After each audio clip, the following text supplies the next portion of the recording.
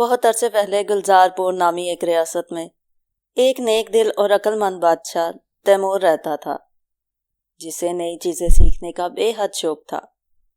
وہ اکثر کہتا کہ کاش اسے لمبی نیند مل جائے تاکہ وہ آرام کر سکے۔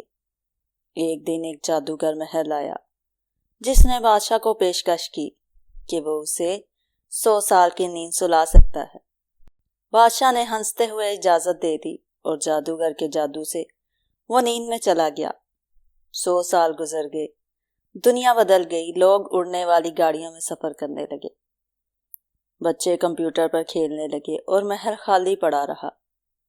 جب بادشاہ بیدار ہوا تو اس نے حیرت سے نئی دنیا دیکھی، لیکن وہ گھبرایا نہیں بلکہ سیکھنے کا فیصلہ کیا۔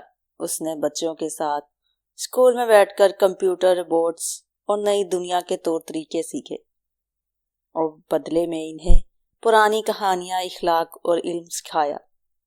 آخر کار اس نے اپنے پرانے محل کو ایک خوبصورت لائبریری میں بدل دیا اور سب کو یہ سبق دیا کہ وقت بدلتا ہے لیکن علم اور محبت ہمیشہ قائم رہتی ہے۔